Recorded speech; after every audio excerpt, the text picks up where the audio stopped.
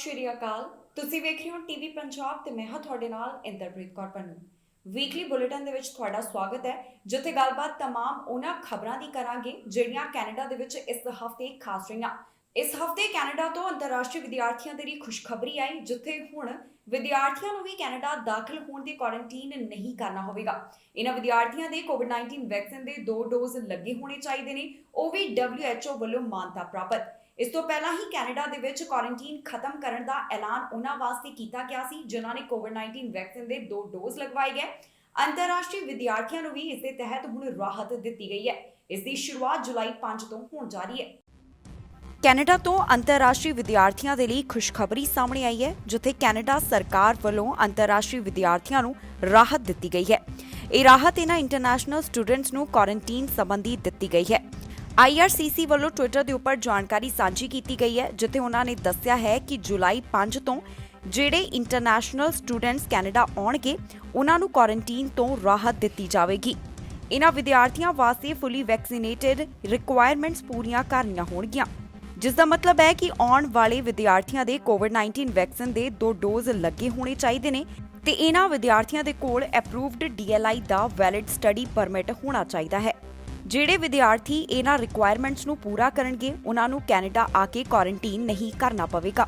ਜਿਵੇਂ ਹੀ ਕੈਨੇਡਾ ਸਰਕਾਰ ਵੱਲੋਂ ਫੁੱਲੀ ਵੈਕਸੀਨੇਟਡ ਯਾਤਰੀਆਂ ਦੇ ਵਾਸਤੇ ਕੁਆਰੰਟਾਈਨ ਦੇ ਵਿੱਚ ਰਾਹਤ ਦੇਣ ਦਾ ਐਲਾਨ ਕੀਤਾ ਗਿਆ, ਉਸ ਵੇਲੇ ਤੋਂ ਹੀ ਅੰਤਰਰਾਸ਼ਟਰੀ ਵਿਦਿਆਰਥੀਆਂ ਵੱਲੋਂ ਮੰਗ ਕੀਤੀ ਜਾ ਰਹੀ ਸੀ ਕਿ ਉਹਨਾਂ ਨੂੰ ਵੀ ਕੁਆਰੰਟਾਈਨ ਸੰਬੰਧੀ ਰਾਹਤ ਦਿੱਤੀ ਜਾਵੇ ਤੇ ਆਖਿਰਕਾਰ ਕੈਨੇਡਾ ਸਰਕਾਰ ਵੱਲੋਂ ਇਹ ਐਲਾਨ ਕਰ ਦਿੱਤਾ ਗਿਆ ਹੈ। ਨਾ ਹੀ IRCC ਵੱਲੋਂ ਇੱਕ ਹੋਰ ਟਵੀਟ ਕਰਕੇ ਇਹ ਵੀ ਜਾਣਕਾਰੀ ਦਿੱਤੀ ਗਈ ਹੈ ਕਿ ਜਦੋਂ ਇਹ ਵਿਦਿਆਰਥੀ ਕੈਨੇਡਾ ਦਾਖਲ ਹੋਣਗੇ, ਇਹਨਾਂ ਵੱਲੋਂ ਜੋ ਜਾਣਕਾਰੀ ਮੁਹੱਈਆ ਕਰਵਾਈ ਜਾਵੇਗੀ ਉਸ ਸਭ ਨੂੰ ਧਿਆਨ ਵਿੱਚ ਰੱਖਦਿਆਂ ਹੀ ਸਰਕਾਰੀ ਆਫੀਸ਼ੀਅਲਸ ਦੇ ਵੱਲੋਂ ਇਹਨਾਂ ਵਿਦਿਆਰਥੀਆਂ ਸੰਬੰਧੀ ਫੈਸਲਾ ਲਿਆ ਜਾਵੇਗਾ। ਫਿਲਹਾਲ ਭਾਰਤ ਤੋਂ ਆਉਣ ਵਾਲੀਆਂ ਸਿੱਧੀਆਂ ਪ੍ਰਾਈਵੇਟ ਅਤੇ ਕਮਰਸ਼ੀਅਲ ਉਡਾਨਾਂ ਦੇ ਉੱਪਰ ਜੁਲਾਈ 21 ਤੱਕ ਰੋਕ ਲਗਾਈ ਗਈ ਹੈ। ਕੈਨੇਡਾ ਆਉਣ ਵਾਲੇ ਬਹੁਤ ਸਾਰੇ ਇੰਟਰਨੈਸ਼ਨਲ ਸਟੂਡੈਂਟਸ ਭਾਰਤ ਤੋਂ ਇਨਡਾਇਰੈਕਟ ਫਲਾਈਟਸ ਦੇ ਰਾਹੀਂ ਕੈਨੇਡਾ ਦਾਖਲ ਹੋ ਰਹੇ ਨੇ। ਕੈਨੇਡਾ ਵੱਲੋਂ ਇੱਕ ਐਡਵਾਈਜ਼ਰੀ ਜਾਰੀ ਕੀਤੀ ਗਈ, ਜਿਸ ਦੇ ਵਿੱਚ ਦੱਸਿਆ ਗਿਆ ਕਿ ਭਾਰਤ ਦੇ ਕੁਝ ਹਿੱਸਿਆਂ ਦੇ ਵਿੱਚ ਕੈਨੇਡਾ ਵਾਸੀ ਯਾਤਰਾ ਨਾ ਕਰਨ। ਨਾ ਹੀ ਇਹ ਵੀ ਦੱਸਿਆ ਗਿਆ ਕਿ ਪੰਜਾਬ ਦੇ ਕਿਹਨਾਂ ਹਿੱਸਿਆਂ ਦੇ ਵਿੱਚ ਯਾਤਰਾ ਤੋਂ ਪਰਹੇਜ਼ ਕੀਤਾ ਜਾਵੇ। ਇਸ ਦੇ ਨਾਲ ਸੰਬੰਧਿਤ ਸਾਰੀ ਜਾਣਕਾਰੀ ਤੁਹਾਡੇ ਨਾਲ ਇਸ ਖਬਰ ਦੇ ਵਿੱਚ ਸਾਂਝੀ ਕਰਾਂਗੇ। ਕੈਨੇਡਾ ਵੱਲੋਂ ਇੱਕ ਮੀਡੀਆ ਐਡਵਾਈਜ਼ਰੀ ਜਾਰੀ ਕੀਤੀ ਗਈ ਹੈ, ਜਿਸ ਦੇ ਵਿੱਚ ਕੈਨੇਡੀਅਨਸ ਨੂੰ ਭਾਰਤ ਦੇ ਵਿੱਚ ਯਾਤਰਾ ਨਾ ਕਰਨ ਦੀ ਸਲਾਹ ਦਿੱਤੀ ਗਈ ਹੈ। ਇਸ ਐਡਵਾਈਜ਼ਰੀ ਦੇ ਵਿੱਚ ਦੱਸਿਆ ਗਿਆ ਹੈ ਕਿ ਪੰਜਾਬ ਦੇ ਵਿੱਚ ਕਿਹੜੀ ਥਾਂ ਤੇ ਜਾਣ ਤੋਂ ਪਰਹੇਜ਼ ਕੀਤਾ ਜਾਵੇ। ਕੈਨੇਡੀਅਨਸ ਨੂੰ ਬਾਗਾ ਬਾਰਡਰ ਕ੍ਰਾਸਿੰਗ ਅਤੇ ਅੰਮ੍ਰਿਤਸਰ ਵੱਲ ਨਾ ਜਾਣ ਦੀ ਸਲਾਹ ਦਿੱਤੀ ਗਈ ਹੈ। ਐਡਵਾਈਜ਼ਰੀ ਵਿੱਚ ਕਿਹਾ ਗਿਆ ਹੈ ਕਿ ਭਾਰਤ ਦੇ ਕੁਝ ਜਗ੍ਹਾ ਦੇ ਉੱਪਰ ਕੈਨੇਡੀਅਨਸ ਯਾਤਰਾ ਕਰਨ ਤੋਂ ਪਰਹੇਜ਼ ਹੀ ਕਰਨ। ਕੈਨੇਡਾ ਵੱਲੋਂ ਭਾਰਤ ਤੋਂ ਆਉਣ ਵਾਲੀਆਂ ਸਿੱਧੀਆਂ ਉਡਾਨਾਂ ਦੇ ਉੱਪਰ ਜੁਲਾਈ 21 ਤੱਕ ਰੋਕ ਲਗਾਈ ਗਈ ਹੈ, ਪਰ ਜਿਹੜੇ ਭਾਰਤ ਤੋਂ ਕੈਨੇਡਾ ਯਾਤਰੀ ਆਉਂਦੇ ਨੇ ਉਹ ਕੈਨੇਡਾ ਦੇ ਵਿੱਚ ਤੀਸਰੇ ਦੇਸ਼ ਦੇ ਰਾਹੀਂ ਦਾਖਲ ਹੁੰਦੇ ਹਨ। ਇਸ ਦੇ ਵਾਸਤੇ ਯਾਤਰੀਆਂ ਨੂੰ ਤੀਸਰੇ ਦੇਸ਼ ਦੀ ਕੋਵਿਡ-19 ਨੈਗੇਟਿਵ ਰਿਪੋਰਟ ਲੈਣੀ ਪੈਂਦੀ ਹੈ ਤਾਂ ਕਿ ਉਹ ਕੈਨੇਡਾ ਦੇ ਵਿੱਚ ਦਾਖਲ ਹੋ ਸਕਣ। ਭਾਰਤ ਦੇ ਵਿੱਚ ਯਾਤਰਾ ਨਾ ਕਰਨ ਦੀ ਸਲਾਹ ਹਾਈ ਡਿਗਰੀ ਆਫ ਕੌਸ਼ਨ ਦੇ ਕਰਕੇ ਜਾਰੀ ਕੀਤੀ ਗਈ ਹੈ। ਕੈਨੇਡੀਅਨਸ ਨੂੰ ਸਲਾਹ ਦਿੱਤੀ ਗਈ ਹੈ ਕਿ ਨਾਰਥ ਈਸਟਰਨ ਇੰਡੀਆ ਦੇ ਵਿੱਚ ਨਾਨ ਐਸੈਂਸ਼ੀਅਲ ਟਰੈਵਲ ਤੋਂ ਪਰਹੇਜ਼ ਕੀਤੀ ਜਾਵੇ, ਜਿਸ ਦੇ ਵਿੱਚ ਅਰੁਣਾਚਲ ਪ੍ਰਦੇਸ਼, ਅਸਾਮ, ਮਨੀਪੁਰ, ਮੇਘਾਲਿਆ, ਮਿਜ਼ੋਰਮ, ਨਾਗਾਲੈਂਡ ਸ਼ਾਮਲ ਹੈ। ਜੰਮੂ ਕਸ਼ਮੀਰ ਅਤੇ ਜਿਹੜੇ ਪਾਕਿਸਤਾਨ ਦੇ ਨਾਲ ਬਾਰਡਰ ਏਰੀਆ ਲੱਗਦੇ ਹਨ, ਉੱਥੇ ਵੀ ਯਾਤਰਾ ਨਾ ਕੀਤੀ ਜਾਵੇ, ਇਹ ਵੀ ਕਿਹਾ ਜਾ ਰਿਹਾ ਹੈ। ਸਲਾਹ ਦਿੱਤੀ ਗਈ ਹੈ ਕਿ ਗੁਜਰਾਤ, ਪੰਜਾਬ ਅਤੇ ਰਾਜਸਥਾਨ ਦੇ ਵਿੱਚ ਯਾਤਰਾ ਨਾ ਕੀਤੀ ਜਾਵੇ। ਪੰਜਾਬ ਦੇ ਵਿੱਚ ਬਾਗਾ ਬਾਰਡਰ ਕ੍ਰਾਸਿੰਗ ਅਤੇ ਅੰਮ੍ਰਿਤਸਰ ਦੇ ਨਾਲ ਲੱਗਦੇ ਖੇਤਰਾਂ ਦੇ ਵਿੱਚ ਯਾਤਰਾ ਨਾ ਕਰਨ ਦੇ ਬਾਰੇ ਕਿਹਾ ਗਿਆ ਹੈ। ਵਿਜ਼ਿਟਰ ਵੀਜ਼ਾ ਵਾਲਿਆਂ ਦੇ ਲਈ ਕੈਨੇਡਾ ਤੋਂ ਵੱਡੀ ਅਪਡੇਟ ਸਾਹਮਣੇ ਆਈ ਹੈ, ਜਿੱਥੇ IRCC ਵੱਲੋਂ ਜਾਣਕਾਰੀ ਦਿੱਤੀ ਗਈ ਹੈ। ਉਹਨਾਂ ਨੇ ਦੱਸਿਆ ਹੈ ਕਿ ਵਿਜ਼ਿਟਰ ਵੀਜ਼ਾ ਵਾਲਿਆਂ ਦੀ ਪ੍ਰੋਸੈਸਿੰਗ ਸ਼ੁਰੂ ਕੀਤੀ ਜਾ ਰਹੀ ਹੈ। ਕੈਨੇਡਾ ਵੱਲੋਂ ਮਾਰਚ 2020 ਤੋਂ ਹੀ ਨਾਨ ਐਸੈਂਸ਼ੀਅਲ ਟਰੈਵਲ ਬੰਦ ਕੀਤਾ ਗਿਆ ਸੀ, ਪਰ ਹੁਣ ਜਿਵੇਂ-ਜਿਵੇਂ ਵੈਕਸੀਨੇਸ਼ਨ ਦੇ ਵਿੱਚ ਤੇਜ਼ੀ ਆ ਰਹੀ ਹੈ, ਜੋ ਪਾਬੰਦੀਆਂ ਲਗਾਈਆਂ ਗਈਆਂ ਸਨ, ਚਾਹੇ ਉਹ ਯਾਤਰਾ ਸੰਬੰਧੀ ਪਾਬੰਦੀਆਂ ਸਨ, ਉਹਨਾਂ ਦੇ ਵਿੱਚ ਢਿੱਲ ਦਿੱਤੀ ਜਾ ਰਹੀ ਹੈ। ਵਿਜ਼ਿਟਰ ਵੀਜ਼ਾ ਵਾਲਿਆਂ ਦੇ ਲਈ ਵੀ ਜਾਣਕਾਰੀ ਸਾਂਝੀ ਕੀਤੀ ਗਈ ਹੈ। ਬਾਕੀ ਇਸ ਦੀ ਡੀਟੇਲ ਤੁਹਾਡੇ ਨਾਲ ਇਸ ਖਬਰ ਦੇ ਵਿੱਚ ਸਾਂਝੀ ਕਰਾਂਗੇ। ਕੈਨੇਡਾ ਤੋਂ ਵਿਜ਼ਿਟਰ ਵੀਜ਼ਾ ਵਾਲਿਆਂ ਦੇ ਲਈ ਖੁਸ਼ਖਬਰੀ ਸਾਹਮਣੇ ਆਈ ਹੈ। IRCC ਵੱਲੋਂ ਜਾਣਕਾਰੀ ਸਾਂਝੀ ਕੀਤੀ ਗਈ ਹੈ, ਜਿੱਥੇ ਉਹਨਾਂ ਨੇ ਦੱਸਿਆ ਹੈ ਕਿ ਹੁਣ ਨਾਨ ਐਸੈਂਸ਼ੀਅਲ TRV ਵੀਜ਼ਾ ਦੀ ਪ੍ਰੋਸੈਸਿੰਗ ਸ਼ੁਰੂ ਕੀਤੀ ਜਾ ਰਹੀ ਹੈ, ਜਿਸ ਦੇ ਵਿੱਚ ਵਿਜ਼ਿਟਰ ਵੀਜ਼ਾ ਵੀ ਸ਼ਾਮਿਲ ਹੈ, ਜਿਸ ਦਾ ਮਤਲਬ ਹੈ ਕਿ ਨਾਨ ਐਸੈਂਸ਼ੀਅਲ TRV ਹੁਣ ਜਲਦ ਹੀ ਪ੍ਰੋਸੈਸਿੰਗ ਦੇ ਲਈ ਓਪਨ ਕੀਤੇ ਜਾ ਰਹੇ ਹਨ।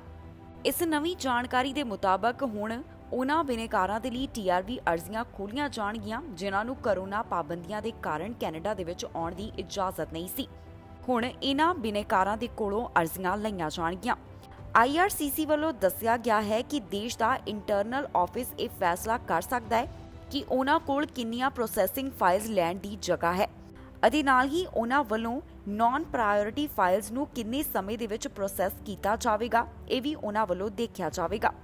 ਦੱਸ ਦਈਏ ਕਿ ਐਸੈਂਸ਼ੀਅਲ TRV ਦੀ ਸ਼ੁਰੂਆਤ ਪਹਿਲਾਂ ਹੀ ਕਰ ਦਿੱਤੀ ਗਈ ਸੀ ਅਤੇ ਹੁਣ ਨਾਨ ਐਸੈਂਸ਼ੀਅਲ TRV ਦੀ ਪ੍ਰੋਸੈਸਿੰਗ ਸ਼ੁਰੂ ਕੀਤੀ ਜਾ ਰਹੀ ਹੈ।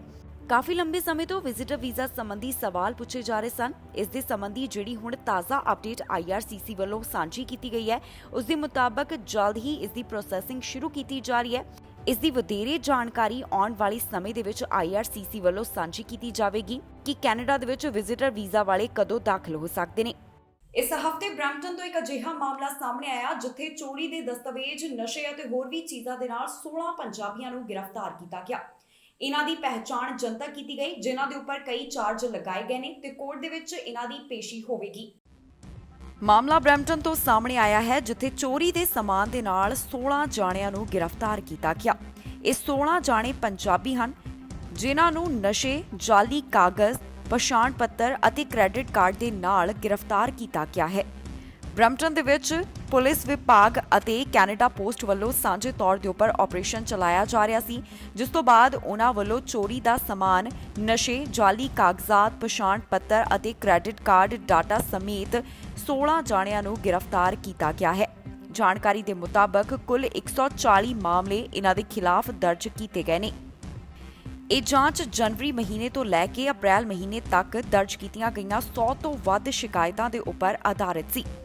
ਜਿਨ੍ਹਾਂ ਨੂੰ ਇਸ ਮਾਮਲੇ ਦੇ ਵਿੱਚ ਗ੍ਰਿਫਤਾਰ ਕੀਤਾ ਗਿਆ, ਉਹਨਾਂ ਦੇ ਨਾਮ ਕੁਝ ਇਸ ਤਰ੍ਹਾਂ ਹਨ: ਗੁਰਦੀਪ ਬੈਂਸ, ਹਰਤਿੰਦਰ ਰੰਧਾਵਾ, ਤਰਨਜੀਤ ਵਿਰਕ, ਹਰਮੀਤ ਖੱਖ, ਗੁਰਦੀਪ ਸਿੰਘ, ਹਰਜਿੰਦਰ ਸਿੰਘ, ਗੁਰਕਮਲ ਮਹਿਮੀ, ਗੁਰਵਿੰਦਰ ਕੰਗ, ਗੁਰਪ੍ਰੀਤ ਸਿੰਘ, ਵਰਿੰਦਰਪਾਲ ਕੂਨਰ, ਸੋਹੇਲ ਕੁਮਾਰ, ਰਤਨ ਪ੍ਰੀਤਮ, ਰੁਪਿੰਦਰ ਸ਼ਰਮਾ, ਜੋਗਾ ਸਿੰਘ, ਹਰਮਨ ਸਿੰਘ, ਕੁਲਦੀਪ ਸੰਧਾੜਾ। ਪੁਲਿਸ ਵੱਲੋਂ ਜਿਹੜੇ ਇਹਨਾਂ 16 ਜਾਣਿਆਂ ਨੂੰ ਗ੍ਰਿਫਤਾਰ ਕੀਤਾ ਗਿਆ ਹੈ, ਕੁਝ ਹੀ ਦਿਨਾਂ ਦੇ ਵਿੱਚ ਇਹਨਾਂ ਦੀ ਕੋਰਟ ਦੇ ਵਿੱਚ ਪੇਸ਼ੀ ਹੋਵੇਗੀ। ਬ੍ਰਿਟਿਸ਼ ਕੋਲੰਬੀਆ ਦੇ ਵਿੱਚ ਓਵਰਡੋਜ਼ ਦੇ ਕਾਰਨ ਕਈ ਲੋਕਾਂ ਦੀ ਜਾਨ ਜਾ ਰਹੀ ਹੈ। 5 ਸਾਲ ਤੋਂ ਵੱਧ ਦਾ ਸਮਾਂ ਇੱਥੇ ਐਮਰਜੈਂਸੀ ਐਲਾਨ ਕੀਤਿਆਂ ਹੋ ਗਿਆ, ਪਰ ਅੱਜ ਵੀ ਇਹ ਸਿਲਸਿਲਾ ਜਾਰੀ ਹੈ ਜਿੱਥੇ ਓਵਰਡੋਜ਼ ਦੇ ਕਾਰਨ ਕਈਆਂ ਦੀ ਜਾਨ ਚਲੀ ਜਾਂਦੀ ਹੈ। ਜੋ ਜਾਣਕਾਰੀ ਦਿੱਤੀ ਗਈ ਉਸ ਦੇ ਮੁਤਾਬਕ ਸਾਲ ਦੇ ਪਹਿਲੇ 5 ਮਹੀਨਿਆਂ ਦੇ ਦੌਰਾਨ 851 ਦੇ ਕਰੀਬ ਮੌਤਾਂ ਹੋਈਆਂ ਨੇ। ਬ੍ਰਿਟਿਸ਼ ਕੋਲੰਬੀਆ ਦੇ ਵਿੱਚ ਇਲਿਸਿਟ ਡਰੱਗ ਦੇ ਕਾਰਨ ਜੋ ਜਾਨਾਂ ਜਾ ਰਹੀਆਂ ਨੇ ਉਸ ਦਾ ਸਿਲਸਿਲਾ ਅਜੇ ਵੀ ਜਾਰੀ ਹੈ। 2021 ਜਾਣੀ ਇਸ ਸਾਲ ਦੇ ਸ਼ੁਰੂਆਤੀ 5 ਮਹੀਨਿਆਂ ਦੇ ਵਿੱਚ 851 ਬ੍ਰਿਟਿਸ਼ ਕੋਲੰਬੀਆ ਵਾਸੀਆਂ ਦੀਆਂ ਜਾਨਾਂ ਇਸ ਟੌਕਸਿਕ ਇਲਿਸਿਟ ਡਰੱਗ ਦੇ ਕਾਰਨ ਚਲੀਆਂ ਗਈਆਂ। Ministry of Public Safety and Solicitor General British Columbia Coroners Service ਵੱਲੋਂ ਇਸ ਸੰਬੰਧੀ ਜਾਣਕਾਰੀ ਸਾਂਝੀ ਕੀਤੀ ਗਈ ਹੈ। ਇੱਕ ਨਿਊਜ਼ ਰਿਲੀਜ਼ ਜਾਰੀ ਕਰਦਿਆਂ ਉਹਨਾਂ ਨੇ ਦੱਸਿਆ ਕਿ ਇਸ ਸਾਲ ਦੇ ਪਹਿਲੇ 5 ਮਹੀਨਿਆਂ ਦੌਰਾਨ ਇਲਿਸਿਟ ਡਰੱਗ ਦੇ ਕਾਰਨ 851 ਜਾਨਾਂ ਚਲੀਆਂ ਗਈਆਂ। ਮਈ ਮਹੀਨੇ ਦੇ ਵਿੱਚ ਇਸ ਕਾਰਨ 160 ਮੌਤਾਂ ਹੋਈਆਂ। ਪ੍ਰੋਵਿੰਸ ਦੇ ਵਿੱਚ ਪਬਲਿਕ ਹੈਲਥ ਐਮਰਜੈਂਸੀ ਐਲਾਨ ਕੀਤਿਆਂ 5 ਸਾਲ ਤੋਂ ਵਧੇਰੇ ਸਮਾਂ ਹੋ ਚੁੱਕਿਆ ਹੈ। ਮਈ 2020 ਦੌਰਾਨ 777 ਜਾਨਾਂ ਇਸ ਦੇ ਕਾਰਨ ਗਈਆਂ ਸਨ, ਜਦਕਿ ਇਸ ਸਾਲ ਮਈ ਮਹੀਨੇ 160 ਜਾਨਾਂ ਇਲਿਸਿਟ ਡਰੱਗ ਦੇ ਕਾਰਨ ਚਲੀਆਂ ਗਈਆਂ। ਜਨਵਰੀ ਤੋਂ ਲੈ ਕੇ ਮਈ ਮਹੀਨੇ ਦੌਰਾਨ 851 ਲੋਕਾਂ ਦੀ ਜਾਨ ਇਸ ਇਲਿਸਿਟ ਡਰੱਗ ਨੇ ਲੈ ਲਈ। ਇਸ ਤੋਂ ਪਹਿਲਾਂ ਜਨਵਰੀ ਤੋਂ ਮਈ 2017 ਦੇ ਦੌਰਾਨ 704 ਜਾਨਾਂ ਇਸ ਦੇ ਕਾਰਨ ਗਈਆਂ ਸਨ। ਬ੍ਰਿਟਿਸ਼ ਕੋਲੰਬੀਆ ਦੇ ਵਿੱਚ 1 ਲੱਖ ਰੈਜ਼ੀਡੈਂਟਸ ਦੇ ਮੁਕਾਬਲੇ ਡੈਥ ਰੇਟ 39.3 ਹੈ। ਇਸ ਹਫ਼ਤੇ IRCC ਵੱਲੋਂ ਅਰਜ਼ੀ ਜਮ੍ਹਾਂ ਕਰਵਾਉਣ ਦੇ ਸਮੇਂ ਦੇ ਵਿੱਚ ਬਦਲਾਅ ਕੀਤਾ ਗਿਆ। IRCC ਨੇ ਜਾਣਕਾਰੀ ਦਿੱਤੀ ਕਿ ਹੁਣ ਜਿਨ੍ਹਾਂ ਵੱਲੋਂ PR ਦੀ ਅਰਜ਼ੀ ਜਮ੍ਹਾਂ ਕਰਾਉਣੀ ਹੋਵੇਗੀ, ਉਹਨਾਂ ਦੇ ਕੋਲ 60 ਦਿਨ ਦਾ ਸਮਾਂ ਹੋਵੇਗਾ। ਕਰੋਨਾ ਵਾਇਰਸ ਦੇ ਦੌਰਾਨ ਇਹ ਸਮਾਂ 90 ਦਿਨ ਦਾ ਕੀਤਾ ਗਿਆ ਸੀ, ਪਰ ਇੱਕ ਵਾਰ ਫਿਰ ਤੋਂ ਇਸ ਦੇ ਵਿੱਚ ਬਦਲਾਅ ਕੀਤੇ ਗਏ ਨੇ। IRCC ਦਾ ਕਹਿਣਾ ਹੈ ਕਿ ਇਸ ਦੇ ਨਾਲ ਪ੍ਰੋਸੈਸਿੰਗ ਦੇ ਵਿੱਚ ਤੇਜ਼ੀ ਆਵੇਗੀ। IRCC ਵੱਲੋਂ ਆਪਣੇ ਟਵਿੱਟਰ ਅਕਾਊਂਟ ਦੇ ਉੱਪਰ ਜਾਣਕਾਰੀ ਸਾਂਝੀ ਕੀਤੀ ਗਈ ਹੈ, ਜਿਸ ਦੇ ਵਿੱਚ ਉਹਨਾਂ ਨੇ ਦੱਸਿਆ ਕਿ ਜਿਹੜੇ ਉਮੀਦਵਾਰਾਂ ਨੂੰ ਸੱਦੇ ਮਿਲੇ ਸਨ, ਉਹਨਾਂ ਕਲਾਇੰਟਸ ਦੇ ਕੋਲ ਆਪਣੀ PR ਐਪਲੀਕੇਸ਼ਨ ਜਮ੍ਹਾਂ ਕਰਵਾਉਣ ਦੇ ਲਈ 60 ਦਿਨ ਦਾ ਸਮਾਂ ਹੋਵੇਗਾ। ਨਾਲ ਹੀ ਉਹਨਾਂ ਨੇ ਦੱਸਿਆ ਹੈ ਕਿ ਜੇਕਰ ਤੁਹਾਨੂੰ ਜੂਨ 29, 2021 ਤੋਂ ਪਹਿਲਾਂ ਇਨਵੀਟੇਸ਼ਨ ਮਿਲਿਆ ਤਾਂ ਤੁਹਾਡੇ ਕੋਲ ਅਜੇ ਵੀ 90 ਦਿਨ ਦਾ ਸਮਾਂ ਹੋਵੇਗਾ ਆਪਣੀ ਐਪਲੀਕੇਸ਼ਨ ਪੂਰੀ ਕਰਨ ਦੇ ਲਈ। IRCC ਵੱਲੋਂ ਸਾਰੀ ਜਾਣਕਾਰੀ ਨਿਊਜ਼ ਰਿਲੀਜ਼ ਦੇ ਵਿੱਚ ਸਾਂਝੀ ਕੀਤੀ ਗਈ, ਜਿਸ ਦੇ ਵਿੱਚ ਉਹਨਾਂ ਨੇ ਦੱਸਿਆ ਕਿ ਜਿਹੜੇ ਐਕਸਪ੍ਰੈਸ ਐਂਟਰੀ ਉਮੀਦਵਾਰਾਂ ਨੂੰ ਸੱਦੇ ਜਾਰੀ ਹੋਏ ਹਨ, ਉਹਨਾਂ ਦੇ ਕੋਲ ਆਪਣੀ ਐਪਲੀਕੇਸ਼ਨ ਜਮ੍ਹਾਂ ਕਰਵਾਉਣ ਦੇ ਲਈ 60 ਦਿਨ ਦਾ ਸਮਾਂ ਹੋਵੇਗਾ। ਦੱਸ ਦਈਏ ਕਿ ਪੈਂਡੈਮਿਕ ਦੀ ਸ਼ੁਰੂਆਤ ਦੇ ਵਿੱਚ ਇਸ ਸਮੇਂ ਨੂੰ 60 ਦਿਨਾਂ ਤੋਂ ਵਧਾ ਕੇ 90 ਦਿਨ ਕਰ ਦਿੱਤਾ ਗਿਆ ਸੀ ਤਾਂ ਕਿ ਉਮੀਦਵਾਰ ਆਪਣੀ ਅਰਜ਼ੀ ਜਮ੍ਹਾਂ ਕਰਵਾਉਣ। ਜਿਵੇਂ ਹੀ ਕੈਨੇਡਾ ਵੱਲੋਂ ਹੁਣ ਜ਼ਿਆਦਾ ਤੋਂ ਜ਼ਿਆਦਾ ਨਿਊਕਮਰਸ ਦਾ ਸਵਾਗਤ ਕੀਤਾ ਜਾ ਰਿਹਾ ਹੈ, ਇਸ ਤੋਂ ਬਾਅਦ IRCC ਵੱਲੋਂ ਇਸ ਸਮੇਂ ਨੂੰ ਫਿਰ ਤੋਂ 60 ਦਿਨਾਂ ਦਾ ਕਰ ਦਿੱਤਾ ਗਿਆ ਹੈ, ਜਿਸ ਦੇ ਵਿੱਚ ਉਮੀਦਵਾਰਾਂ ਨੂੰ ਆਪਣੀ ਅਰਜ਼ੀ ਜਮ੍ਹਾਂ ਕਰਵਾਉਣੀ ਹੋਵੇਗੀ। IRCC ਵੱਲੋਂ ਇਹ ਵੀ ਸਪਸ਼ਟ ਕੀਤਾ ਗਿਆ ਹੈ ਕਿ ਜਿਹੜੇ ਉਮੀਦਵਾਰਾਂ ਨੂੰ ਜੂਨ 29, 2021 ਤੋਂ ਪਹਿਲਾਂ ਇਨਵੀਟੇਸ਼ਨ ਮਿਲੇ ਹਨ, ਉਹਨਾਂ ਦੇ ਕੋਲ ਅਜੇ ਵੀ 90 ਦਿਨ ਦਾ ਸਮਾਂ ਹੋਵੇਗਾ ਤਾਂ ਕਿ ਉਹ ਆਪਣੀ ਐਪਲੀਕੇਸ਼ਨ ਜਮ੍ਹਾਂ ਕਰਵਾਉਣ। ਇਸ ਹਫਤੇ ਕੈਨੇਡਾ ਦੇ ਵਿੱਚੋਂ ਇੱਕ ਵਾਰ ਫਿਰ ਤੋਂ ਬੇਨਾਮ ਕਬਰਾਂ ਅਤੇ ਬੱਚਿਆਂ ਦੇ ਰਿਮੇਨਸ ਮਿਲੇ ਹਨ। ਜੀ ਹਾਂ, ਇਸ ਵਾਰ ਇਹ ਬ੍ਰਿਟਿਸ਼ ਕੋਲੰਬੀਆ ਦੇ ਕ੍ਰੈਨਬੁੱਕ ਤੋਂ ਮਾਮਲਾ ਸਾਹਮਣੇ ਆਇਆ, ਜਿੱਥੇ ਬੇਨਾਮ ਕਬਰਾਂ ਦੇ ਵਿੱਚੋਂ 182 ਰਿਮੇਨਸ ਮਿਲੇ। ਇਸ ਦੇ ਉੱਪਰ ਪ੍ਰਧਾਨ ਮੰਤਰੀ ਜਸਟਿਨ ਟਰੂਡੋ ਵੱਲੋਂ ਵੀ ਆਪਣਾ ਬਿਆਨ ਜਾਰੀ ਕੀਤਾ ਗਿਆ। ਬ੍ਰਿਟਿਸ਼ ਕੋਲੰਬੀਆ ਦੇ ਸਾਬਕਾ ਰਿਹਾਇਸ਼ੀ ਸਕੂਲ ਦੇ ਵਿੱਚੋਂ ਇੱਕ ਵਾਰ ਫਿਰ ਤੋਂ ਬੇਨਾਮ ਕਬਰਾਂ ਚੋਂ 182 ਮਨੁੱਖੀ ਅਵਸ਼ੇਸ਼ ਮਿਲੇ ਨੇ। ਬ੍ਰਿਟਿਸ਼ ਕੋਲੰਬੀਆ ਦੇ ਸਾਬਕਾ ਰੈਜ਼ੀਡੈਂਸ਼ੀਅਲ ਸਕੂਲ ਦੇ ਵਿੱਚੋਂ ਇੱਕ ਵਾਰ ਫਿਰ ਤੋਂ ਅਜਿਹਾ ਮਾਮਲਾ ਸਾਹਮਣੇ ਆਇਆ ਹੈ, ਜਿੱਥੇ ਬੇਨਾਮ ਕਬਰਾਂ ਦੇ ਵਿੱਚੋਂ ਮਨੁੱਖੀ ਅਵਸ਼ੇਸ਼ ਮਿਲੇ। ਇਸ ਘਟਨਾ ਦੀ ਪੁਸ਼ਟੀ ਲੋਅਰ ਕੂਟਨੀ ਬੈਂਡ ਵੱਲੋਂ ਕੀਤੀ ਗਈ ਹੈ, ਜਿੱਥੇ ਉਹਨਾਂ ਨੇ ਜਾਣਕਾਰੀ ਸਾਂਝੀ ਕੀਤੀ ਹੈ ਕਿ ਬ੍ਰਿਟਿਸ਼ ਕੋਲੰਬੀਆ ਦੇ ਕ੍ਰੈਨਬਰੂਕ ਦੇ ਸਾਬਕਾ ਰੈਜ਼ੀਡੈਂਸ਼ੀਅਲ ਸਕੂਲ ਦੇ ਵਿੱਚੋਂ 182 ਹਿਊਮਨ ਰਿਮੇਨਸ ਮਿਲੇ ਨੇ। ਬੈਂਡ ਵੱਲੋਂ ਜੋ ਜਾਣਕਾਰੀ ਸਾਂਝੀ ਕੀਤੀ ਗਈ ਹੈ, ਉਸ ਦੇ ਮੁਤਾਬਕ ਕੁਝ ਰਿਮੇਨਸ ਨੂੰ 3 ਅਤੇ 4 ਫੁੱਟ ਡੂੰਘੀਆਂ ਕਬਰਾਂ ਦੇ ਵਿੱਚ ਦੱਬਿਆ ਹੋਇਆ ਸੀ। ਜਾਣਕਾਰੀ ਦੇ ਮੁਤਾਬਕ ਜਿਹੜੇ ਇੱਥੇ ਬੱਚੇ ਰਹਿੰਦੇ ਸਨ, ਉਹਨਾਂ ਦੀ ਉਮਰ 7 ਤੋਂ 15 ਸਾਲ ਦੇ ਵਿਚਕਾਰ ਸੀ। ਰੈਜ਼ੀਡੈਂਸ਼ੀਅਲ ਸਕੂਲ ਦੇ ਆਪਰੇਟਰ ਵੱਲੋਂ ਜਾਣਕਾਰੀ ਦਿੱਤੀ ਗਈ ਹੈ ਕਿ ਇਹ ਸਕੂਲ 1910 ਤੋਂ ਲੈ ਕੇ 1970 ਦੇ ਵਿਚਕਾਰ ਚਲਾਇਆ ਜਾਂਦਾ ਸੀ, ਪਰ ਪਹਿਲੀ ਵਾਰ ਇੱਥੇ ਸਾਈਟ ਦੇ ਉੱਪਰ ਸਕੂਲ 1890 ਦੇ ਵਿੱਚ ਖੋਲ੍ਹਿਆ ਗਿਆ। ਵੱਡੀ ਗਿਣਤੀ ਦੇ ਵਿੱਚ ਬੱਚਿਆਂ ਵੱਲੋਂ ਇਸ ਸਕੂਲ ਨੂੰ ਅਟੈਂਡ ਕੀਤਾ ਜਾਂਦਾ ਸੀ। ਇਸ ਤੋਂ ਪਹਿਲਾਂ ਬ੍ਰਿਟਿਸ਼ ਕੋਲੰਬੀਆ ਦੇ ਕੈਮਲੂਪਸ ਦੇ ਸਾਬਕਾ ਰਿਹਾਇਸ਼ੀ ਸਕੂਲ ਦੇ ਵਿੱਚੋਂ 215 ਬੱਚਿਆਂ ਦੇ ਰਿਮੇਨਸ ਮਿਲੇ ਸਨ। ਬਾਅਦ ਦੇ ਵਿੱਚ ਅਜਿਹਾ ਮਾਮਲਾ ਸਸਕੈਚੁਆਨ ਤੋਂ ਵੀ ਸਾਹਮਣੇ ਆਇਆ ਸੀ, ਜਿੱਥੇ ਸਾਬਕਾ ਰਿਹਾਇਸ਼ੀ ਸਕੂਲ ਦੇ ਵਿੱਚੋਂ 751 ਬੇਨਾਮ ਕਬਰਾਂ ਮਿਲੀਆਂ ਸਨ। ਇਸ ਦੇ ਨਾਲ ਹੀ ਦੱਸ ਦਈਏ ਕਿ ਦ ਟਰੂਥ ਐਂਡ ਰੀਕਨਸਾਈਲੇਸ਼ਨ ਕਮਿਸ਼ਨ ਵੱਲੋਂ ਇਹ ਕਿਹਾ ਗਿਆ ਕਿ ਸਕੂਲਾਂ ਨੂੰ ਫੰਡਿੰਗ ਦੇ ਵਾਸਤੇ ਕੈਨੇਡੀਅਨ ਸਰਕਾਰ ਜ਼ਿੰਮੇਵਾਰ ਹੈ। ਇਹ ਸਕੂਲ ਕੈਥੋਲਿਕ ਚਰਚ ਵੱਲੋਂ ਮੈਨੇਜ ਅਤੇ ਆਪਰੇਟ ਕੀਤੇ ਜਾਂਦੇ ਸਨ, ਜੋ ਕਿ 1890 ਤੋਂ 1970 ਦੇ ਵਿਚਕਾਰ ਚਲਾਏ ਜਾਂਦੇ ਸਨ। ਕੈਨੇਡਾ ਦੇ ਵਿੱਚ COPR ਧਾਰਕਾਂ ਨੂੰ ਦਾਖਲੇ ਦੀ ਇਜਾਜ਼ਤ ਦਿੱਤੀ ਗਈ ਸੀ। ਉਸ ਤੋਂ ਬਾਅਦ ਇਹ ਕਿਹਾ ਗਿਆ ਸੀ ਕਿ ਆਉਣ ਵਾਲੇ ਸਮੇਂ ਦੌਰਾਨ ਜਾਣਕਾਰੀ ਦਿੱਤੀ ਜਾਵੇਗੀ ਕਿ ਜਿਨ੍ਹਾਂ ਦੇ COPR ਐਕਸਪਾਇਰ ਹੋ ਗਏ ਨੇ, ਉਹ ਕਿਸ ਤਰ੍ਹਾਂ ਇਸ ਨੂੰ ਰੀਨਿਊ ਕਰ ਸਕਦੇ ਨੇ। ਇਸ ਹਫ਼ਤੇ ਇਸ ਸੰਬੰਧੀ ਜਾਣਕਾਰੀ ਸਾਂਝੀ ਕੀਤੀ ਗਈ ਹੈ, ਜਿੱਥੇ ਦੱਸਿਆ ਗਿਆ ਕਿ ਕਿਵੇਂ ਤੁਸੀਂ ਆਪਣੇ COPR ਰੀਨਿਊ ਕਰਵਾ ਸਕਦੇ ਹੋ। ਕੈਨੇਡਾ ਵੱਲੋਂ ਹਾਲ ਹੀ ਦੇ ਵਿੱਚ ਐਲਾਨ ਕੀਤਾ ਗਿਆ ਕਿ ਜਿਨ੍ਹਾਂ ਦੇ ਕੋਲ ਵੈਲਿਡ COPR ਹੈ, ਉਹ ਕੈਨੇਡਾ ਦੇ ਵਿੱਚ ਹੁਣ ਦਾਖਲ ਹੋ ਸਕਦੇ ਹਨ। IRCC ਵੱਲੋਂ ਉਹਨਾਂ ਦੇ ਵਾਸਤੇ ਇਨਸਟਰਕਸ਼ਨਸ ਜਾਰੀ ਕੀਤੀਆਂ ਗਈਆਂ, ਜਿਨ੍ਹਾਂ ਦਾ COPR ਐਕਸਪਾਇਰ ਹੋ ਚੁੱਕਿਆ ਹੈ। Immigration, refugees and citizenship Canada ਦੇ ਮੁਤਾਬਕ ਜਿਨ੍ਹਾਂ ਦਾ COPR ਐਕਸਪਾਇਰ ਹੋ ਚੁੱਕਿਆ ਹੈ, ਉਹਨਾਂ ਨੂੰ ਇਹ ਰੀਨਿਊ ਕਰਾਉਣਾ ਜ਼ਰੂਰੀ ਹੋਵੇਗਾ। ਜੇਕਰ ਤੁਹਾਡੇ COPR ਦੀ ਮਿਆਦ ਲੰਘ ਚੁੱਕੀ ਹੈ ਤਾਂ IRCC ਦੀ ਜਾਣਕਾਰੀ ਦੇ ਮੁਤਾਬਕ ਤੁਹਾਨੂੰ ਵਿਭਾਗ ਵੱਲੋਂ ਇਸ ਦੇ ਨਾਲ ਸੰਬੰਧਿਤ ਇੱਕ ਈਮੇਲ ਭੇਜੀ ਜਾਵੇਗੀ। ਜੇਕਰ ਤੁਸੀਂ ਕੈਨੇਡਾ ਆਉਣਾ ਚਾਹੁੰਦੇ ਹੋ ਤਾਂ ਤੁਹਾਡੇ ਵਾਸਤੇ ਇਸ ਈਮੇਲ ਦਾ ਜਵਾਬ ਦੇਣਾ ਜ਼ਰੂਰੀ ਹੈ। ਇਸ ਤੋਂ ਬਾਅਦ IRCC ਵੱਲੋਂ ਤੁਹਾਡੇ ਕੋਲੋਂ ਨਵੇਂ ਮੈਡੀਕਲਸ ਪੁੱਛੇ ਜਾਣਗੇ ਤੇ ਤੁਹਾਡੀ ਅਪਡੇਟਡ ਜਾਣਕਾਰੀ ਹਾਸਲ ਕੀਤੀ ਜਾਵੇਗੀ। ਜੇਕਰ ਤੁਸੀਂ ਇਹ ਪੁੱਛੀ ਗਈ ਜਾਣਕਾਰੀ ਸਾਂਝੀ ਨਹੀਂ ਕਰਦੇ ਤਾਂ ਤੁਹਾਡੀ ਫਾਈਲ ਬੰਦ ਕਰ ਦਿੱਤੀ ਜਾਵੇਗੀ। ਸਰਕਾਰ ਨੇ ਜਾਣਕਾਰੀ ਦਿੱਤੀ ਹੈ ਕਿ ਜਿਨ੍ਹਾਂ ਦੀ ਮਾਰਚ 18, 2020 ਤੋਂ ਪਹਿਲਾਂ COPR ਐਕਸਪਾਇਰ ਹੋ ਚੁੱਕੀ ਹੈ, ਉਹਨਾਂ ਦੇ ਨਾਲ ਸੰਪਰਕ ਕੀਤਾ ਜਾ ਚੁੱਕਿਆ ਹੈ। ਜੇਕਰ ਤੁਹਾਡੇ ਕੋਲ ਵਿਭਾਗ ਨੇ ਨਵੇਂ ਡਾਕੂਮੈਂਟਸ ਮੰਗੇ ਹਨ ਤੇ ਇਹ ਉਹਨਾਂ ਨੂੰ ਮੁਹੱਈਆ ਕਰਵਾਉਣੇ ਤੁਹਾਡੇ ਲਈ ਜ਼ਰੂਰੀ ਹੋਣਗੇ। ਜਦੋਂ ਤੁਹਾਨੂੰ IRCC ਵੱਲੋਂ ਈਮੇਲ ਭੇਜੀ ਜਾਵੇਗੀ ਤਾਂ ਤੁਹਾਨੂੰ ਤੁਹਾਡੀ ਫੈਮਿਲੀ ਸਿਚੁਏਸ਼ਨ ਦੇ ਬਾਰੇ ਪੁੱਛਿਆ ਜਾਵੇਗਾ, ਜਿਸ ਦਾ ਮਤਲਬ ਹੈ ਕਿ ਤੁਸੀਂ ਵਿਆਹੇ ਹੋਏ ਹੋ, ਡਾਈਵੋਰਸਡ ਹੋ ਜਾਂ ਤੁਹਾਡਾ ਕੋਈ ਬੱਚਾ ਹੋਇਆ ਹੈ। ਇਸ ਸੰਬੰਧੀ ਸਵਾਲ ਪੁੱਛੇ ਜਾਣਗੇ। ਜੇਕਰ ਕੋਈ ਵੀ ਤਬਦੀਲੀ ਆਈ ਹੈ ਤਾਂ IRCC ਵੱਲੋਂ ਇਸ ਨੂੰ ਅਪਡੇਟ ਕਰ ਦਿੱਤਾ ਜਾਵੇਗਾ। ਹੋ ਸਕਦਾ ਹੈ ਕਿ ਤੁਹਾਨੂੰ ਨਵੇਂ ਡਾਕੂਮੈਂਟਸ ਜਮ੍ਹਾਂ ਕਰਵਾਉਣ ਦੇ ਲਈ ਵੀ ਕਿਹਾ ਜਾਵੇ। ਇਸ ਦੇ ਵਿੱਚ ਪੁਲਿਸ ਸਰਟੀਫਿਕੇਟਸ ਅਤੇ ਮੈਡੀਕਲ ਐਗਜ਼ਾਮ ਸ਼ਾਮਿਲ ਹੋਣਗੇ। ਇਸ ਹਫ਼ਤੇ ਅਮਰੀਕਾ ਤੋਂ ਇੱਕ ਭਾਈਚਾਰੇ ਦੀ ਦੁੱਖ ਭਰੀ ਖਬਰ ਸਾਹਮਣੇ ਆਈ, ਜਿੱਥੇ 2 ਪੰਜਾਬੀ ਟਰੱਕ ਡਰਾਈਵਰਾਂ ਦੀ ਮੌਤ ਹੋ ਗਈ। ਇੱਕ ਹਾਦਸਾ ਟਰੱਕ ਅਤੇ ਰੇਲ ਦੇ ਵਿਚਕਾਰ ਵਾਪਰਿਆ, ਜਿਸ ਕਾਰਨ 2 ਪੰਜਾਬੀਆਂ ਦੀ ਮੌਕੇ ਦੇ ਉੱਪਰ ਹੀ ਮੌਤ ਹੋ ਗਈ। ਮਾਮਲਾ ਅਮਰੀਕਾ ਤੋਂ ਸਾਹਮਣੇ ਆਇਆ, ਜਿੱਥੇ ਇੱਕ ਹਾਦਸੇ ਦੇ ਵਿੱਚ 2 ਪੰਜਾਬੀਆਂ ਦੀ ਜਾਨ ਚਲੀ ਗਈ। ਜੀ ਹਾਂ, ਇਹ ਹਾਦਸਾ ਅਮਰੀਕਾ ਦੇ ਸੂਬੇ ਮੋਂਟਾਨਾ ਦੇ ਵਿੱਚ ਵਾਪਰਿਆ, ਜਿੱਥੇ ਟਰੱਕ ਅਤੇ ਰੇਲ ਦੇ ਵਿਚਕਾਰ ਹਾਦਸਾ ਹੋਇਆ। ਇਸ ਦੇ ਵਿੱਚ 2 ਪੰਜਾਬੀ ਨੌਜਵਾਨਾਂ ਦੀ ਮੌਤ ਹੋ ਗਈ।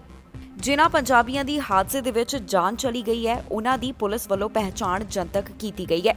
ਇਸ ਹਾਦਸੇ ਦਾ ਸ਼ਿਕਾਰ ਹੋਏ ਇੱਕ ਪੰਜਾਬੀ ਦੀ ਪਹਿਚਾਣ ਤਰਨਪ੍ਰੀਤ ਸਿੰਘ ਥਾਂਦੀ ਅਤੇ ਦੂਸਰੇ ਦੀ ਸਿਮਰ ਅਟਵਾਲ ਦੇ ਤੌਰ ਦੇ ਉੱਪਰ ਦੱਸੀ ਗਈ ਹੈ। ਜਾਣਕਾਰੀ ਦੇ ਮੁਤਾਬਕ ਤਰਨਪ੍ਰੀਤ ਸਿੰਘ ਥਾਂਦੀ ਪੰਜਾਬ ਦੇ ਵਿੱਚ ਨਵਾਂ ਸ਼ਹਿਰ ਦੇ ਪਿੰਡ ਦੌਲਤਪੁਰ ਦੇ ਨਾਲ ਸੰਬੰਧ ਰੱਖਦਾ ਹੈ। ਇਹ ਹਾਦਸਾ 27 ਜੂਨ ਨੂੰ ਮੋਂਟਾਨਾ ਦੇ ਹਾਈਵੇ 90 ਦੇ ਉੱਪਰ ਵਾਪਰਿਆ, ਜਿੱਥੇ ਟਰੱਕ ਅਤੇ ਰੇਲ ਦੇ ਵਿਚਕਾਰ ਹਾਦਸਾ ਹੋਇਆ। ਪਤਾ ਚੱਲਿਆ ਹੈ ਕਿ ਟਰੱਕ ਡਰਾਈਵਰ ਆਪਣਾ ਟਰੱਕ ਸਟਾਪ ਸਾਈਨ ਉੱਤੇ ਰੋਕਣ ਦੇ ਵਿੱਚ ਅਸਫਲ ਰਿਹਾ ਅਤੇ ਨਤੀਜੇ ਵਜੋਂ ਰੇਲ ਗੱਡੀ ਦੇ ਨਾਲ ਟਰੱਕ ਟਕਰਾ ਗਿਆ, ਜਿਸ ਦੇ ਕਾਰਨ ਇਹ ਮੰਦਭਾਗੀ ਘਟਨਾ ਵਾਪਰੀ ਹੈ। ਇਹ ਹਾਦਸਾ ਇੰਨਾ ਜ਼ਿਆਦਾ ਭਿਆਨਕ ਸੀ ਕਿ ਟਰੱਕ ਟ੍ਰੇਲਰ ਤੋਂ ਵੱਖ ਹੋ ਗਿਆ ਅਤੇ ਕਾਫੀ ਦੂਰ ਜਾ ਕੇ ਡਿੱਗਿਆ। ਜਦੋਂ ਇਹ ਹਾਦਸਾ ਵਾਪਰਿਆ, ਉਸੇ ਸਮੇਂ ਮੌਕੇ ਦੇ ਉੱਪਰ ਹੀ ਦੋਨਾਂ ਡਰਾਈਵਰਾਂ ਦੀ ਮੌਤ ਹੋ ਗਈ। ਇਹ ਖਬਰ ਸਾਹਮਣੇ ਆਉਣ ਤੋਂ ਬਾਅਦ ਭਾਈਚਾਰੇ ਦੇ ਵਿੱਚ ਸੋਗ ਦੀ ਲਹਿਰ ਦੇਖਣ ਨੂੰ ਮਿਲ ਰਹੀ ਹੈ। ਇਸ ਹਫ਼ਤੇ ਮਾਮਲਾ ਸਾਹਮਣੇ ਆਇਆ, ਜਿੱਥੇ ਟੋਰਾਂਟੋ ਪੁਲਿਸ ਅਧਿਕਾਰੀ ਨੂੰ ਇੱਕ ਵਾਹਨ ਵੱਲੋਂ ਟੱਕਰ ਮਾਰੀ ਗਈ। ਜਾਂਚ ਤੋਂ ਪਤਾ ਚੱਲਿਆ ਹੈ ਕਿ ਇਹ ਟੱਕਰ ਜਾਣਬੁੱਝ ਕੇ ਮਾਰੀ ਗਈ। ਇਸ ਅਧਿਕਾਰੀ ਦੀ ਮੌਤ ਹੋ ਗਈ। ਇਸ ਨੂੰ ਜ਼ਖਮੀ ਹਾਲਤ ਦੇ ਵਿੱਚ ਹਸਪਤਾਲ ਲੈ ਕੇ ਜਾਇਆ ਗਿਆ ਸੀ, ਪਰ ਇਸ ਦੀ ਜਾਨ ਨਹੀਂ ਬਚਾਈ ਜਾ ਸਕੀ। ਹੁਣ ਇਸ ਸੰਬੰਧੀ ਹੋਰ ਵਧੇਰੇ ਪੜਤਾਲ ਜਾਂਚ ਕੀਤੀ ਜਾ ਰਹੀ ਹੈ।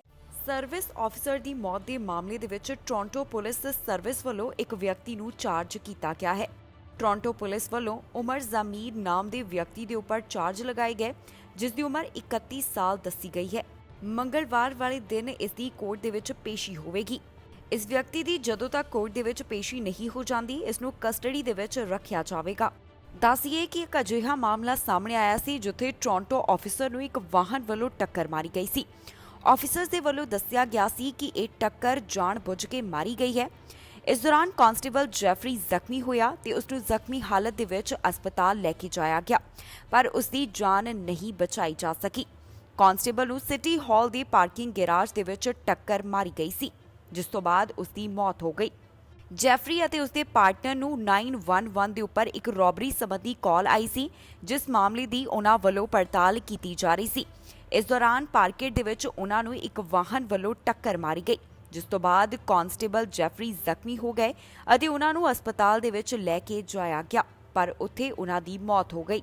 ਟੋਰਾਂਟੋ ਪੁਲਿਸ ਸਰਵਿਸ ਵੱਲੋਂ ਇਸ ਮਾਮਲੇ ਦੀ ਪੜਤਾਲ ਕੀਤੀ ਜਾ ਰਹੀ ਸੀ ਤੇ ਉਹਨਾਂ ਵੱਲੋਂ ਹੁਣ ਜਾਣਕਾਰੀ ਦਿੱਤੀ ਗਈ ਹੈ ਕਿ ਇਸ ਘਟਨਾ ਸੰਬੰਧੀ ਉਮਰ ਜ਼ਮੀਰ ਨਾਮ ਦੇ ਵਿਅਕਤੀ ਨੂੰ ਚਾਰਜ ਕੀਤਾ ਗਿਆ, ਜਿਸ ਦੇ ਉੱਪਰ ਫਰਸਟ ਡਿਗਰੀ ਮਰਡਰ ਚਾਰਜ ਲਗਾਏ ਗਏ ਨੇ।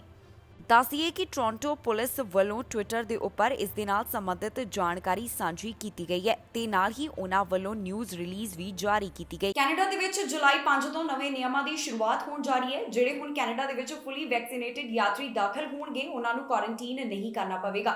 ਇਹ ਵੀ ਕਿਹਾ ਜਾ ਰਿਹਾ ਹੈ ਕਿ ਜੁਲਾਈ 5 ਨੂੰ ਬਾਰਡਰ ਸੰਬੰਧੀ ਵੀ ਐਲਾਨ ਕੀਤਾ ਜਾਵੇਗਾ, ਜਿਸ ਦਾ ਮਤਲਬ ਹੈ ਕਿ ਬਾਰਡਰ ਸੰਬੰਧੀ ਰਾਹਤ ਵੀ ਜੁਲਾਈ 5 ਨੂੰ ਐਲਾਨੀ ਜਾ ਸਕਦੀ ਹੈ।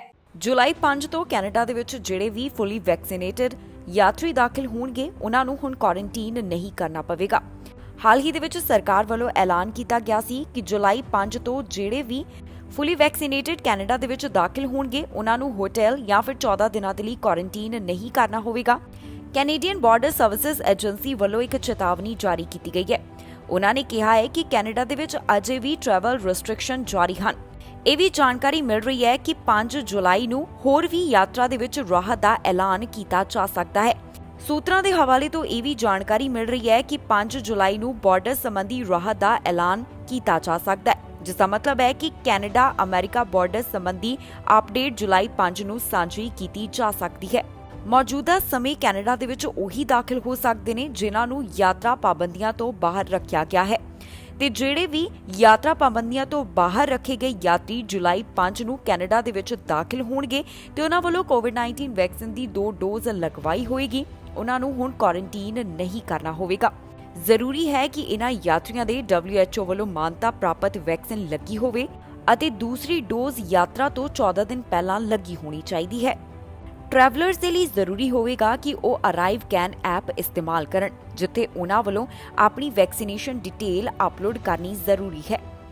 CBSE ਦਾ ਕਹਿਣਾ ਹੈ ਕਿ ਜੇਕਰ ਤੁਹਾਨੂੰ ਮੌਜੂਦਾ ਸਮੇਂ ਕੈਨੇਡਾ ਦੇ ਵਿੱਚ ਆਉਣ ਦੀ ਇਜਾਜ਼ਤ ਨਹੀਂ ਹੈ ਤਾਂ ਜੁਲਾਈ 5 ਤੋਂ ਵੀ ਤੁਸੀਂ ਕੈਨੇਡਾ ਦੇ ਵਿੱਚ ਦਾਖਲ ਨਹੀਂ ਹੋ ਸਕਦੇ। ਜ਼ਿਕਰਯੋਗ ਹੈ ਕਿ ਕੈਨੇਡਾ ਵੱਲੋਂ ਮਾਰਚ 2020 ਤੋਂ ਹੀ ਯਾਤਰਾ ਸੰਬੰਧੀ ਪਾਬੰਦੀਆਂ ਲਗਾਈਆਂ ਗਈਆਂ ਅਤੇ ਹੁਣ ਇਸ ਦੇ ਵਿੱਚ ਢਿੱਲ ਦੇਣ ਦੀ ਸ਼ੁਰੂਆਤ ਕਰ ਦਿੱਤੀ ਗਈ ਹੈ। ਪਹਿਲੇ ਪੜਾਅ ਦੇ ਤਹਿਤ ਕੁਆਰੰਟਾਈਨ ਨੂੰ ਖਤਮ ਕੀਤਾ ਗਿਆ ਹੈ। ਇਹ ਵੀ ਕਿਹਾ ਜਾ ਰਿਹਾ ਹੈ ਕਿ 5 ਜੁਲਾਈ ਨੂੰ ਬਾਰਡਰ ਸੰਬੰਧੀ ਵੀ ਐਲਾਨ ਕੀਤਾ ਜਾ ਸਕਦਾ ਹੈ। ਖਬਰਾਂ ਦੇ ਇਸ ਬੁਲੇਟਿਨ ਦੇ ਵਿੱਚ ਇੰਨਾ ਹੀ। ਨਵੀਆਂ ਤੇ ਤਾਜ਼ੀਆਂ ਖਬਰਾਂ ਲੈ ਕੇ ਫੇਰ ਤੋਂ ਹਾਜ਼ਰ ਹੋਵਾਂਗੇ। ਫਿਲਹਾਲ ਮੈਨੂੰ ਇੰਦਰਪ੍ਰੀਤ ਕੌਰ ਪੰਨੂ ਨੂੰ ਦਿਓ ਇਜਾਜ਼ਤ ਤੇ ਤੁਸੀਂ ਵੇਖਦੇ ਰਹੋ TV ਪੰਜਾਬ।